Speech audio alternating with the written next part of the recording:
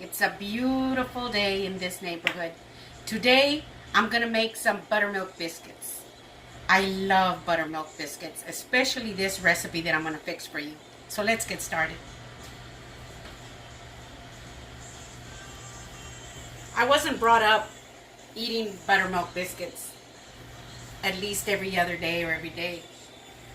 We ate mostly tortillas and stuff, but I learned this recipe many years ago. I thinking maybe 30 years ago, from a dear friend, neighbor who lived in the neighborhood, and her grandma is the one that taught me how to do them. So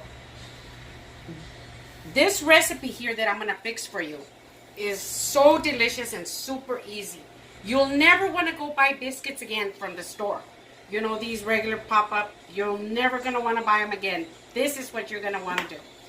So anyway, the first thing we're gonna do is turn on the oven so it can be preheated. Mine is already on, and I've got it set at 450 degrees. You do want it a little high. You don't want it very low. You don't want to make your biscuits, have them ready and all that, and then go and wait for it to get hot. So that's why it's important that you have it, you know, preheated. And then another thing that we're gonna do is I'm going to make my buttermilk, and I'm gonna tell you why. Because in Ohio, I don't have any trouble finding buttermilk, whole buttermilk. It's got to be whole. It can't be low fat, fat-free, or none of that. I don't have any trouble over there, but I do here. I can't find it at Walmart. I can't find it at the big H-E-B stores. I don't know if there's maybe a little specialty shop somewhere that has it. I don't know. But regardless, the only reason I was looking for it is because I wanted you to see, for it to say buttermilk, and I wanted to show it to you. But it really and truly, I make my own. It's super easy, and it's even cheaper. So that's the way to go. So the first thing I'm going to do is I'm going to put 1 cup of whole milk in here.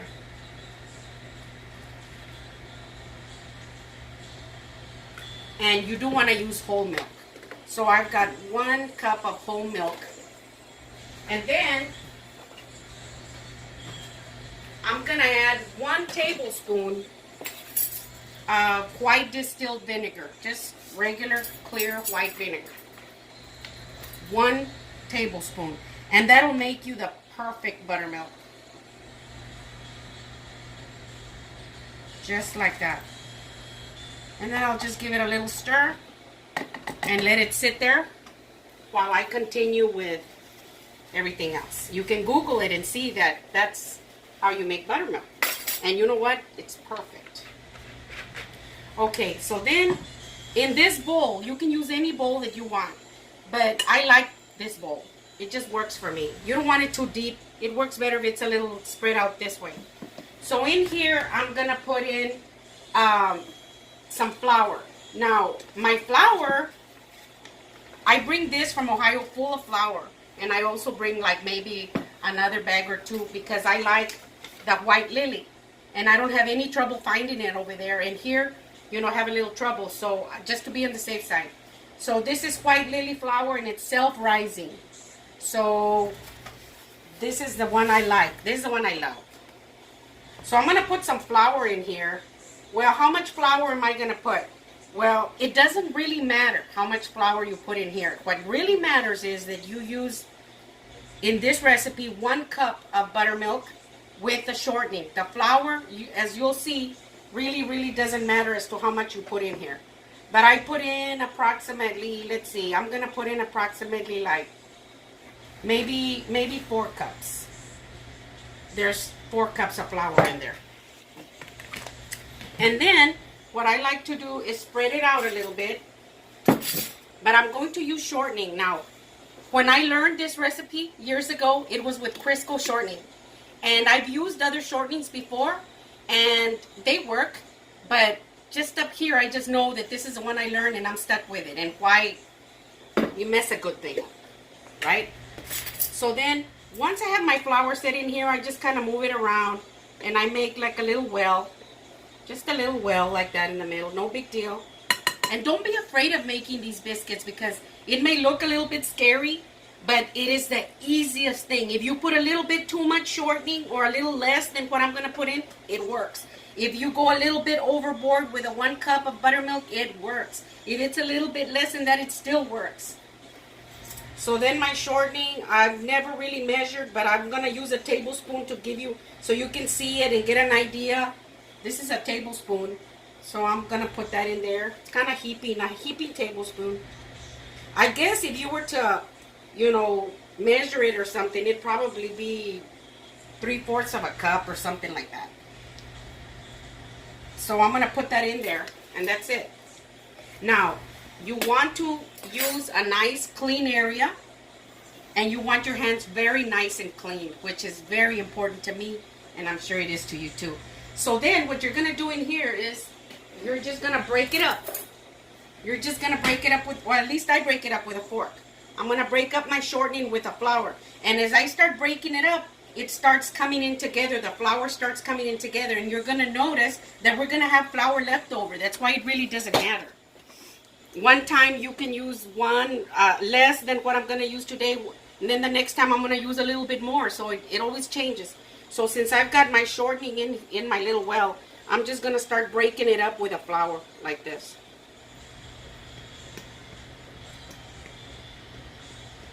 Crumbly should I get it, you know, just get it nice and crumbly. Don't worry about it. It'll still work.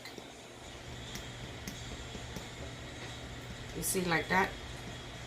And then as I'm doing that, I'm going to start pouring in my milk slowly in the well with that broken down shortening. So I'm just going to break it up like this with the buttermilk. And as you start mixing in this little well right here, the flour from the side of the wall starts falling in.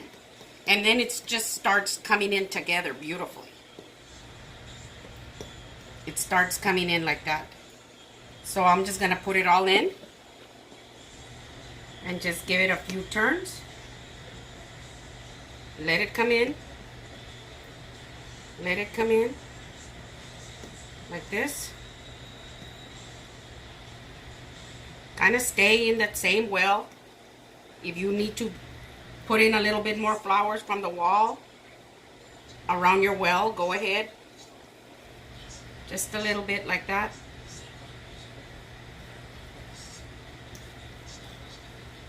And as you're doing that, you're gonna notice that it starts getting a little thicker and thicker as you do it, because the flour is starting to incorporate itself in there. That's why I was telling you that it doesn't matter. It could be 3 cups, and maybe it's 3.5. So the best thing to do is just put it all in there. So once you do that, then I'm going to get some flour. And I'm going to put some right here on my counter. Just like that. And I'm going to drop that in here. I'm going to drop all this. Like that. Take it all in. Just like that. And if I need a little more flour, I'll go ahead and add some more. Just like that. And then you want to powder your hands with some of that flour. Flour them up like this. And then just start bringing it in together. And you don't want to, go super crazy with the kneading. You don't want to do that because you're not supposed to.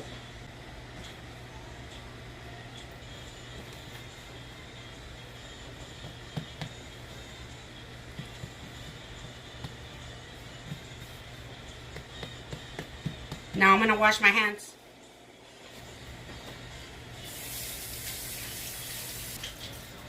You just want to take off as much of the dough off your hands, only because it's easier to work that way.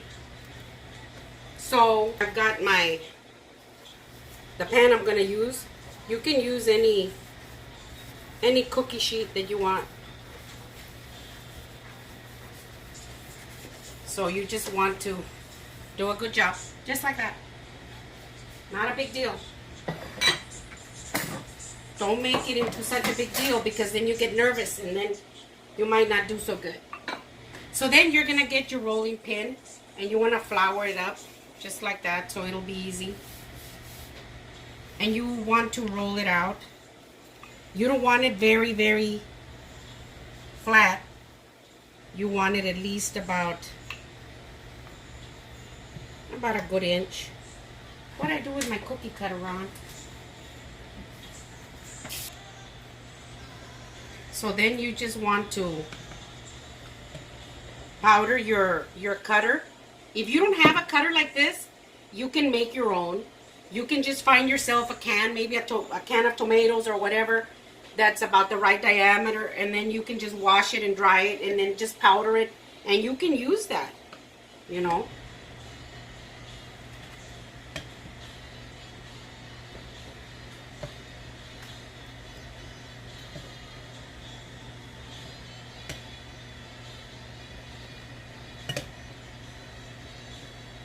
And that'll work right there.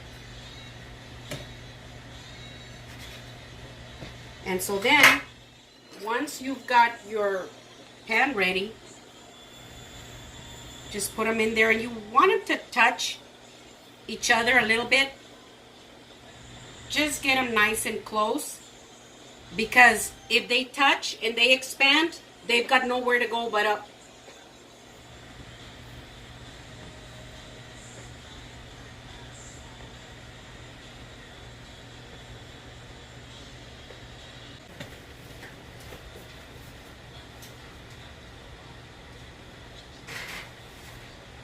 I'm putting them in the middle rack, and I'm timing it for 20 minutes. Right there. It's approximately 15 minutes, and it's at this time, 15 minutes, when you need to bring them out and just kind of pick them up, just one or two, and just look at the bottom, because your oven is going to be different than mine. So I know they're fine if I leave them alone till 20, but I want to tell you that. So what you'll do is you'll just come. They still have about 5 minutes to go. So you're going to come over to your oven, and you're just going to go in there and pick one and look at it from the bottom. And that'll give you an idea if your biscuits are going to go a full 20 like mine, or if they're going to go maybe 18 minutes or 15 minutes, because some biscuits come out at 15 minutes. Another thing that I was going to show you while they're in there is, what do you do with the leftover flour? You don't want to throw it away. It's still good flour. As a matter of fact, I usually keep the flour in here, and I cover it up with saran wrap, and I could put the bowl away, and I don't even have to mess with it until tomorrow or the day after. I just continue going. But what I do, and that's to get rid of all the little lumps like that. So I like to just scrape it up, and you don't have to do it perfectly, but you know, there's still a lot of flour here, and you don't want to throw it away. So I'm just give you an idea as to what to do. So then I have my sifter here, and I like to just kind of throw it back into the sifter. Just like that. And then come back to your flour container, wherever it is that you keep your flour, and then just sift it back in there. See? Sift it in there. I usually just shake it like this. But you can shake it in there, and the good clean flour is going in there, and you're going to stay with all the little,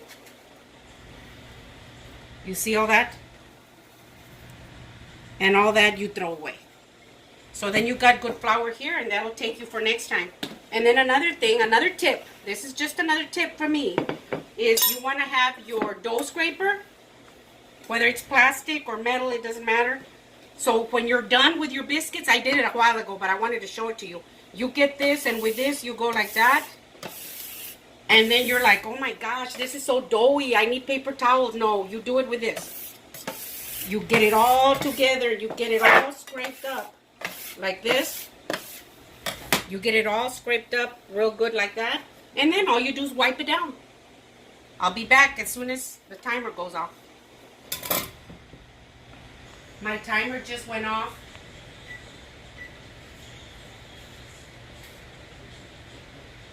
Whew.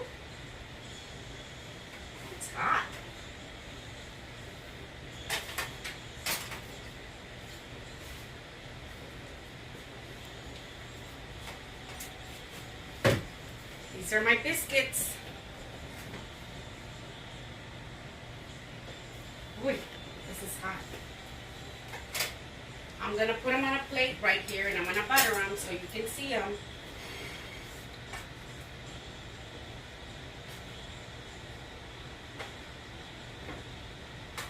Maybe I should have put them over there. I'll just take them out here.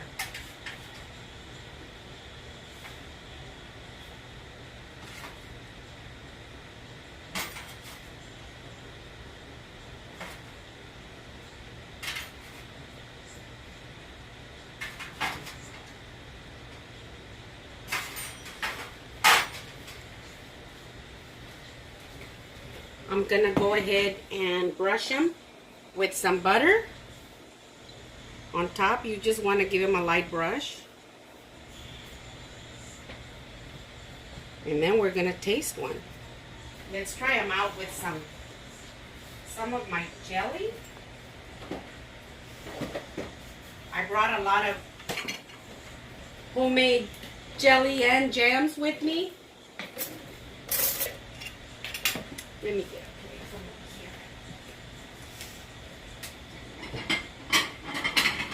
here. Remember to check your biscuits at about 15 minutes. All ovens are different. Ooh, see? See the steam? Let's try some of this deliciousness. Oh my gosh.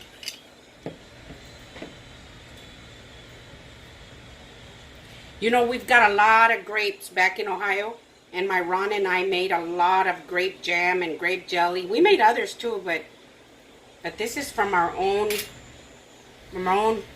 homegrown grapes. It's hot. Mmm. It's still steaming. It's delicious. Look at that. Mmm. I can eat this one after the other. You can put jelly, good butter on it. Oh, you know what? You're saying, well, I want to make those biscuits, but using butter instead of the shortening. I Googled it sometime back. The shortening is actually a notch better than the butter. So anyway, these are my homemade biscuits. And you've got the recipe. So if you haven't subscribed, please subscribe. It's free. That's just so you'll get a notification whenever I have a new video. If you like it, please give me a thumbs up. Send me a comment. Share with your friends.